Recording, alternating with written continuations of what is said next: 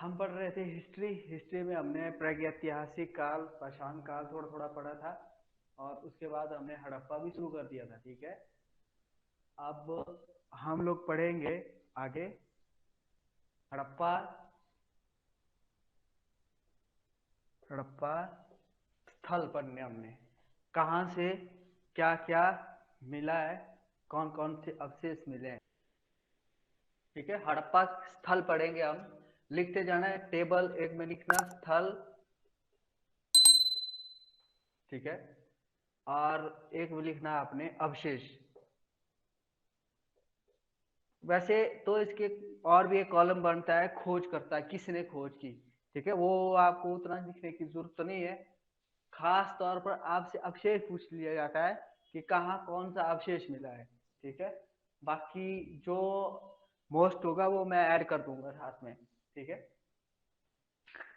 लिखते जाना आपने। पहले लिखना हड़प्पा। हड़प्पा खोजकर्ता आपको इसका पता है।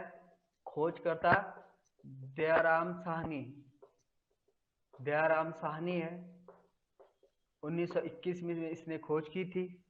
ठीक है, और हड़प्पा से अवशेष क्या क्या मिले हैं वो आपको एक एक पॉइंट यहाँ और है, नदी भी इसकी लिख लेना। नदी इसकी रावी है, ये भी पूछ लिया जाता है कई बार। वो मैक्सिमम लोग सोचते हैं कि ये जो है सिंधु नदी होगा, लेकिन सिंधु नदी हड़प्पा रावी नदी के किनारे बसा हुआ है। ठीक है, नेक्स्ट लिखना आपने नदी लिख लिया। अब लिखना यहाँ अवशेष लिखो। यहाँ से एक तो R37 कब्रिस्तान मिला है। R37 कब्रिस्तान मिला है। ठीक है, और एक यहाँ से जो है बस्तियां मिली है। बस्तियां, ये जो बस्तियां ऐसी बस्तियां थी, ठीक है, यहाँ लोग बसते थे, ऐसे करके बस्ती मिली है बहुत बड़ी। ठीक है, हड़प्पा से ही। और एक तांबे की इक्का गाड़ी मिली है। तांबे की इक्का गाड़ी, ये R37 कब्रिस्तान मिला है, तांबे की इक्का गाड़ी मिली है, और बस्ती के अवशेष मिले हैं हड़प्पा सभ्यता की। यहाँ जो है बहुत लोग इकट्ठा बसते थे, तो वो हड़प्पा सभ्यता से मिला है। ये अवशेष खास तौर पर याद रखना है। खास तौर पर R37 कब्रिस्तान भी पूछ लिया जाता है कि कहाँ से मिले हैं। ठीक है, और एक मातृ देवी की प्रतिमा, मातृ देवी की प्रतिमा, देवी की प्रतिमा। देखो ये दो तरीके के बनता है मातृ देवी की प्रतिमा। एक जो है कांस्य की नर्तकी मूर्ति, वो मिलती है मोहनजोदड़ो से, और एक मातृ देवी की प्रतिमा ये मिलती है हड़प्पा से। ठीक है, दोनों चीज अलग अलग है। ये हड़प्पा अवशेष पढ़े हमने कि हड़प्पा से किस किस चीज के अवशेष मिले हैं। मैं कल भी बताया हूं आपको कि अवशेष क्या है, हमने पढ़ लिया है कल अवशेष किसे कहते हैं। ठीक है, जो मिट्टी के नीचे नीचे जो चीजें मिलती है, या फिर अवशेष भी कई टाइप्स के होते हैं। कुछ अवशेष शिलालेखों के रूप में होते हैं, कुछ गुफा चित्रकारी के रूप में अवशेष होते हैं, कुछ मिट्टी के नीचे बने हुए। ठीक है, दीवारों में कुछ चित्र लिखे होते हैं या बनाए होते, सिक्कों से भी हमें अवशेष मिलते हैं। ठीक है, उनकी लिपियों लिपियों सन से पता लगता है। ठीक है, अवशेष तो कई प्रकार के होते हैं, लेकिन ये अवशेष ऐसे हैं जो मिट्टी के नीचे मिले अवशेष है। क्योंकि मैंने आपको बताया था कि ये कैसा इतिहास है, ये आद्य इतिहास पढ़ रहे हैं हम हड़प्पा। तो इसमें जो लिपि मिली है वो अब तक पढ़ी नहीं गई है, तो इसलिए हम सिर्फ अनुमान लगा सकते हैं इन अवशेषों से कि ऐसा रहा होगा उस टाइम। ठीक है, या हमें उनकी जितने भी अवशेष मिले होंगे, जैसे लोथल में जाएंगे तो लोथल में गए, वहां पर जब खुदाई हुई, बंदरगाह। तो वहां पर हमें बहुत सारी ऐसी बोट मिली। ठीक है, ऐसे जो है ऐसी चीजें मिली जिससे हमें लगा कि नहीं वहां पर जो है व्यापार बहुत बड़े पैमाने पर व्यापार होता था। ठीक है, तो ऐसा वहां पर अनुमान लगाया गया कि यहाँ पर एक बंदरगाह हुआ करता था, वहां पर बंदरगाह के अवशेष भी मिले हैं। ठीक है, तो ऐसा प्रतीत हुआ कि जो हड़प्पा सभ्यता है, ये इसका जो एकमात्र जो बंदरगाह था वो यही था, यहीं से व्यापार होता था। और ऐसे भी हम लोगों ने जब मैंने आपको मैप बताया था, तो ये देखो ये गुजरात है यहाँ, तो लोथल पड़ता भी कहाँ है, गुजरात में पड़ता है। ठीक है। तो ये यहाँ नीचे अरब सागर पड़ता है। तो यहाँ से जो है ऊपर के पश्चिमोत्तर भाग की पश्चिमोत्तर साइड के जितने भी कंट्रीज है, जैसे ईरान, ठीक है, इराक, सऊदी अरब, इन्हीं इन्हीं एरिया से जो है इनका व्यापार होता था। अगर हम थोड़ा इसको और डीप जा करके पढ़े तो इसमें एक टॉपिक ये भी बनता है कि किन किन देशों के साथ व्यापार होता था। तो जैसे अफगानिस्तान, ठीक है, ईरान, ठीक है, इन फारस, इन जगहों से जो है इनका व्यापार होता था। ठीक है। तो ये ऊपर की कंट्री है, उत्तर पूर्वोत्तर भारत, पश्चिमोत्तर भारत की कंट्री है, पश्चिमोत्तर भारत से अलग की कंट्री है। इधर को जाएंगे हम, यहाँ से जाएंगे तो इधर को जो Afghanistan, Pakistan, Pakhtunistan, Balochistan, Iraq, Iran, Saudi Arab, ठीक है, कतर, ये सारे देश इस साइड को पड़ते हैं। तो यहीं से ही ये जो अरब सागर से ही व्यापार होता है, होकर के इनसे व्यापार होता है फारस की खाड़ी से। ठीक है। तो यहाँ गुजरात मतलब पानी के साथ लगता है, तो गुजरात में ही लोथल पड़ता है। तो इसलिए जो है लोथल से जो है व्यापार के मतलब बंदरगाह के अवशेष मिले। तो हमें क्या पढ़ना होता है, हम अनुमान लगाते हैं कि ये जो है व्यापार भी करते थे। ठीक है। किन किन देशों और देशों के साथ ऐसे पता क्यों लग रहा है कि इन देशों के साथ, क्योंकि कुछ चीजें भारत से यहाँ गई, कुछ जो है इन देशों से भारत में आई इसी मार्ग से। तो हमें ऐसा लगता है कि ये व्यापार होता था। जब भारत की चीजें वहां गई, वहां से चीजें यहाँ आई, तो इसका सीधा सीधा मतलब है कि व्यापार होता था। तो होता था, इसका कोई लिखित प्रमाण नहीं है, सिर्फ अवशेषों से ही हम बात कर रहे हैं। जो अवशेष हमारे पास मौजूद है, जो खुदाई में मिले, उनसे हम अनुमान लगाते हैं कि ऐसा रहा होगा। ठीक है। ये आध्या इतिहास है, क्योंकि इसका कोई लिखित विवरण नहीं है। नेक्स्ट लिखना है आपने, मोहनजोदड़ो। मोहनजोदड़ो, ठीक है। इस पे मूवी बन चुकी है, मोहनजोदारो पिक्चर देखी होगी आपने। ठीक है। तो उसमें भी बताया गया है रखल दास बनर्जी। खास तौर पर इसमें सिर्फ जो डिबेट का मुद्दा है वो इसके ऊपर है कि ये सभ्यता नष्ट कैसे हुई। बहुत सारे इतिहासकार इसके तर्क अलग अलग देते हैं। ये जो मोहनजोदारो पिक्चर है वो इसी को लेकर के ही बनी थी। ठीक है। क्योंकि इसमें बहुत से इतिहासकार ऐसा बोलते हैं कि ये जो सभ्यता नष्ट हुई, ये सूखा पड़ने से हुई, कुछ कहते हैं कि बाढ़ आने से हुई, कुछ कहते हैं महामारी फैलने से हुई। ठीक है। कोरोना वायरस तो उस वक्त नहीं था। आज आज के टाइम कोरोना से उस वक्त पता नहीं कौन सा वायरस आया होगा। तो ऐसा मतलब अनुमान लगाया जाता है कि उस वक्त भी महामारी फैली थी, इसलिए जो है एक हड़प्पा सभ्यता नष्ट हो गई थी। तो कुछ लोग ऐसा बोलते हैं कि भूकंप आया था उस वजह से नष्ट हुई। लेकिन एक्चुअल में कारण जो सब लोग इसको फॉलो करते हैं तो वो मैक्सिमम इसका कारण बाढ़ आना बताते हैं। ठीक है। तो अभी तक इसके रीजन अलग अलग है। तो उस मोहनजोदारो पिक्चर में भी बाढ़ को ही दिखाया गया है कि बाढ़ आती है तो सभ्यता नष्ट हो जाती है। ठीक है। ये जो है मोहनजोदड़ो की खोज की राखलदास बनर्जी ने 1922 ईस्वी में। ठीक है। और ये जो है किस नदी के किनारे बसा है, सिंधु नदी के सिंधु। किनारे। हाँ, सिंधु नदी के किनारे, सिंधु नदी के किनारे बसा है ये शहर। अब यहाँ से क्या मिला है मोहनजोदाड़ो से, मोहनजोदड़ो से वो आपको याद रखना है।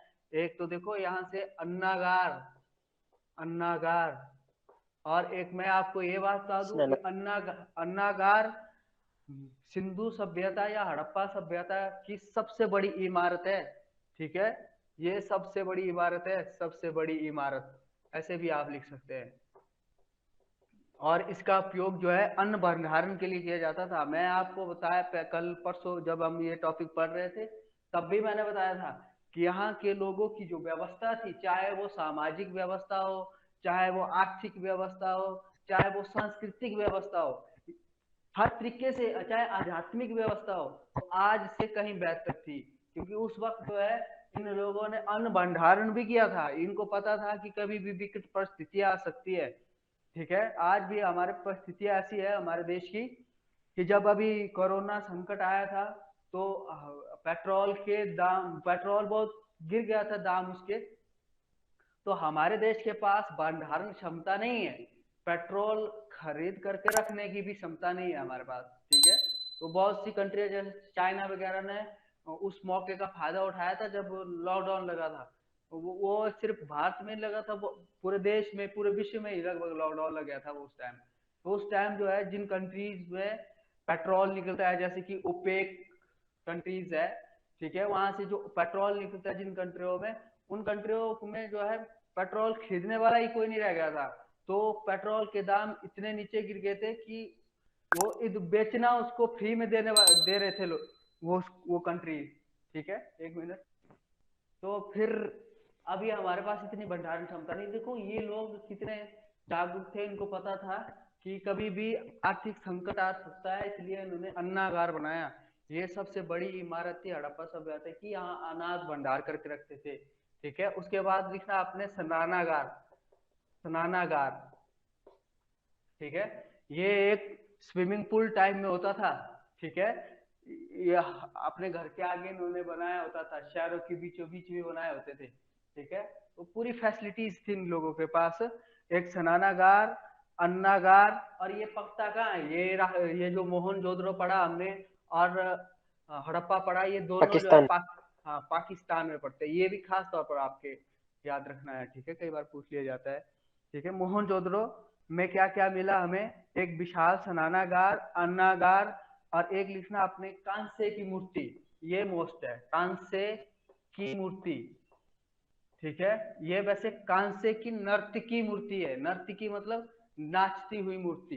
ठीक है, ये ऐसी मूर्ति है, कांसे की नाचती हुई मूर्ति, मतलब नर्तकी करती हुई मूर्ति है ये। ठीक है, ये मिली है मोहनजोदड़ो से। देखो अभी अभी मैंने आपको हड़प्पा लिखाया, तो वहां से हमने पढ़ा मातृ देवी की प्रतिमा मिली है। मैंने कल क्या बताया था कि ये लोग जो है पृथ्वी की पूजा करते थे, प्रकृति की पूजा करते थे। ठीक है, एक मूर्ति मिली है हड़प्पा से, उसमें जो है मातृ देवी की प्रतिमा है, वो उसमें पेट में से जो है पौधा निकले हुआ दिखाई दर्शाया हुआ है, जिससे ये हम लोग अनुमान लगा सकते हैं कि ये प्रकृति की पूजा करते थे। ठीक है, मातृ देवी। अच्छा, उसके बाद जो है यहाँ से कांसे की मूर्ति मिली एक, और लिखना आपने एक पशुपति, पशुपति की भी मूर्ति मिली है। पशुपतिनाथ की भी मूर्ति मिली है यहाँ से। ठीक है, मोहनजोदड़ो से क्या क्या मिला वो आपको लग गया पता। मोहनजोदड़ो की खोज की राष्ट्रदास बनर्जी ने 1922 में। मोहनजोदड़ो सिंधु नदी के किनारे है और पाकिस्तान में है। मोहनजोदड़ो से किस किस चीज के अवशेष मिले, एक तो अन्नागार, स्नानागार, और कांसे की मूर्ति मिली है एक, और पशुपति की मूर्ति मिली है। ठीक है, हड़प्पा से। वैसे तो देखो इसमें बहुत सारे, अगर उस तरीके से अगर बात करें तो यहाँ से बहुत सारे अवशेष मिले हड़प्पा। और हड़प्पा जो है इसका जो है हड़प्पा सभ्यता का सबसे, मोहनजोदड़ो हड़प्पा सभ्यता का सबसे बड़ा नगर भी है। ठीक है, ये सबसे बड़ा नगर है, हड़प्पा सभ्यता का सबसे बड़ा नगर मोहनजोदड़ो ही है। और एक मैं और पॉइंट बताऊं आपको यहाँ पर, इसको जो है मृतकों का। मृतकों, हाँ मृतकों का टीला भी कहते हैं।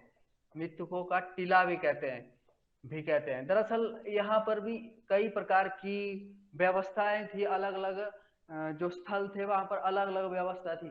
ठीक है, यहाँ हड़प्पा में जो शव होते थे, शव को जलाया जाता था। हड़प्पा में शव को जलाया जाता था, लेकिन यहाँ जो है मोहनजोदड़ो में शव को दफनाया जाता था। ठीक है, इसलिए अब यहाँ पर जो है बहुत सारे, जब खुदाई हुई तो बहुत सारे कब्रगाह मिली यहाँ पर। ठीक है, जिससे इस मोहनजोदड़ो को क्या नाम दिया गया है, मृतकों का टीला दिया गया है इसका नाम। ठीक है, तो ऐसे करके भी इसको बोला जाता है, मोहनजोदड़ो मृतकों का टीला भी है, बोला जाता है इसे। नेक्स्ट लिखना आपने, ये हो गया हड़प्पा। हड़प्पा के साथ साथ पढ़ा हमने मोहनजोदड़ो। आगे लिखना आपने चनहुदड़ो। चनहुदड़ो, चनहुदड़ो। ठीक है, नेक्स्ट है चनहुदड़ो। और चनहुदड़ो एम जी मंजूमदार ने, एम जी, ऐसे लिखना आपने एम जी मंजूमदार, इसने खोज करता है इसके। चनहुदड़ो के खोज 1931। करता कौन है, एम जी मंजूमदार है। ठीक है, और चनहुदड़ो भी कहाँ पड़ता है, पाकिस्तान में पड़ता है चनहुदड़ो। सिंध ठीक प्रांत। है, चनहुदड़ो भी पाकिस्तान में है। ठीक है, नेक्स्ट इसके बारे में लिखना आपने, कि यहाँ से चनहुदरों से मन के बनाने के कारखाने मिले हैं। मन के बनाने के कारखाने, मन के बनाने के कारखाने कहां से मिले? चनहुदरों से मिले हैं मन के बनाने के कारखाने। ठीक है, देखो हम लोग पढ़ रहे हैं चनहुदड़ो। चनहुदड़ो जो है पाकिस्तान में है और इसकी खोज करता है जो है वो एमजी मंजूमदार है। और चनहुदड़ो से हमें मन के बनाने के कारखाने मिले। ठीक है, बस चनहुदड़ो से आपने इतना ही याद रखना। आगे लिखो आप कालीबंगा। कालीबंगा, कालीबंगा ये है राजस्थान में। कालीबंगा कहाँ है? राजस्थान में है कालीबंगा। और कालीबंगा की खोज किसने की? अमलानंद घोष ने। अमलानंद घोष ये इसके खोज करता है। ठीक है, अमलानंद घोष ने कालीबंगा की खोज की। और कालीबंगा कहाँ है? राजस्थान में। यहां से मिला क्या है? काले रंग की चूड़ियां मिली है, चूड़ियां मिली है यहां से। ठीक है, और उसके बाद जो है कालीबंगा से और क्या मिला है? जुते हुए खेत, जुते हुए खेत के अवशेष मिले हैं यहाँ से। ठीक है, जुते हुए अवशेष मिले हैं, ये आपको खास तौर पर याद रखना। एक काले रंग की चूड़ियां मिली है और दूसरा जुते हुए खेत के अवशेष मिले हैं कालीबंगा से। कालीबंगा है कहाँ? राजस्थान में है। और इसकी खोज किसने की थी? अमलानंद घोष ने की थी। इतना आपको याद रखना है। नेक्स्ट लिखना आपने, ये कालीबंगा हो गया। आगे सर लिखो इसकी आप। खोज बीके थापर ने नहीं की थी शायद? कालीबंगा की? हाँ हाँ जी सर। नहीं सर, कालीबंगा इसने की है, इसने की है बस। तो इस अमलानंद ने की है 1953 में। अमलानंद घोष ने की है वैसे तो। फिर भी कई किताबों में ऐसा होता है, आपकी भी गलती नहीं है, कई किताबों में ऐसा है कि अलग अलग भी दिया है। ठीक है, तो आपने थोड़ा देख लेना इसको। मैंने भी खुद भी देखा है, क्योंकि अलग अलग राइटर्स की किताब मार्केट में अवेलेबल होती है, तो फिर उसमें अलग अलग स्टेटमेंट दी होती है, खास तौर पर इस विषय में कि किसने खोज की है। तो आपने पढ़ लेना एक बार। वैसे अमलानंद घोष जी होना चाहिए। ठीक है, नेक्स्ट लिखो यस सर। आप। रंगपुर, रंगपुर इसकी खोज की है एस आर राव ने। Rao, S R Rao. ठीक है, और रंगपुर कहाँ पड़ता है? रंगपुर कहाँ पड़ता है बताओ? गुजरात, हाँ, गुजरात में। कठियावाड़ा। गुजरात, रंगपुर भी कहाँ पड़ता है? गुजरात में पड़ता है। ठीक है, देखो इनकी नदियां भी है वैसे। आपने कालीबंगा खास तौर पर याद रखना, कालीबंगा जो है घग्गर नदी के नाम। घग्गर। घग्गर, घग्गर ऐसे लिखना, घग्गर नदी का नाम है घग्गर। पहले इसी नदी को सरस्वती भी कहा जाता था पहले। ठीक है, सरस्वती। और आपको एक मैं और बात बताऊं, अब ये सरस्वती को बोलते हैं अभी कि ये घग्गर नदी है, लेकिन सरस्वती नदी लुप्त हो गई है वैसे। ठीक है, पहले ये सरस्वती नदी जो है जो अभी हम आगे पढ़ेंगे, तो ऋग्वेद में सबसे पवित्र किस नदी को माना गया है? सरस्वती नदी को। ठीक है, और सबसे ज्यादा उल्लेख किस नदी का किया गया है? सिंधु नदी का। ठीक है, ये ऋग्वेद की बात बोल रहा हूं मैं। रंगपुर की खोज की एस आर राव ने, और ये गुजरात में पड़ता है। और यहाँ से चावल की भूसी मिली है, चावल की भूसी। ठीक है, ये चावल के अवशेष अलग चीज है, चावल की भूसी अलग चीज है। ठीक है, देखो ऐसे कंफ्यूज नहीं होना आपने, क्योंकि ये अवशेष थोड़े अलग अलग टाइप में है। ठीक है, तो चावल का कुछ बचा हुआ अवशेष होगा जो, ठीक है, तो वो यहाँ से मिला है। एक्चुअल में जो चावल के अवशेष है वो अलग मिले हैं। ठीक है, तो आपने कंफ्यूज नहीं होना है। ठीक है, आगे मैं बताऊंगा अभी कहां से मिले चावल के अवशेष, कहां से मिले मैं बताता हूं आगे। आगे लिखना आपने रोपड़, रोपड़ लिखो, रोपड़। रोपड़, यज्ञदत्त शर्मा, यज्ञदत्त शर्मा। ठीक है, ये बसता है सतलुज नदी के किनारे। रोपड़, रोपड़ पंजाब में, ये आपको पता है। यहां से मानव के साथ कुत्ते दफनाने के अवशेष, दफनाने के अवशेष, मानव के साथ कुत्ते दफनाने के अवशेष मिले हैं यहाँ पर। ठीक है। रोपड़ यज्ञदत्त शर्मा ने खोज की, रोपड़ पंजाब में है, और यहाँ से जो है मानव के साथ कुत्ते दफनाने के अवशेष मिले हैं। ठीक है, आगे लिखना आपने लोथल। लोथल, लोथल, ठीक है, लिखो लोथल कहाँ है, गुजरात में है। एस आर राव ने की इसकी खोज, एस आर राव, इसके खोजकर्ता भी कौन थे, एस आर राव, और रंगपुर के भी खोजकर्ता कौन थे, एस आर राव। मोस्ट है, ये भोगवा नदी के किनारे बसा है, ये भी आपको याद रखना है। ठीक है, ये भोगवा नदी के किनारे बसा है लोथल, और गुजरात में, ये आपको पता है। और यहाँ से मोस्ट है कि यहाँ से बंदरगाह के अवशेष मिले हैं। ठीक है, आगे लिखो आप बनावली। बनावली, बनावली, ठीक है, बनावली, ये इसकी खोज की है बिष्ट ने। वैसे इसका पूरा नाम है रविंदर सिंह बिष्ट, ठीक है, आप सीधा बिष्ट याद रखना। ठीक है, ब से बनावली, ब से बिष्ट, ऐसे याद रख सकते हैं आप। ठीक है, और ये जो है हरियाणा में है, आपको पता है बनावली, बनावली हरियाणा में है। ठीक है, मोस्ट है, और यहाँ से जौ के अवशेष मिले हैं, मोस्ट है जौ के। और एक ये लिखना आपने यहाँ से जो है मिट्टी के खिलौने भी मिले हैं, मिट्टी के खिलौने। ठीक है, अवशेष है ये। ठीक है, ये बनावली। देखो ये हड़प्पा जो सभ्यता है ना, एक मैं और बात बता दूं, ये हड़प्पा सभ्यता जो है ना, ये ऐसे अगर विस्तार इसका देखा जाए, ठीक है, अगर इस हड़प्पा सभ्यता का विस्तार अगर देखा जाए, तो ये उत्तर में जो है यहाँ जम्मू कश्मीर मांडा तक फैला था।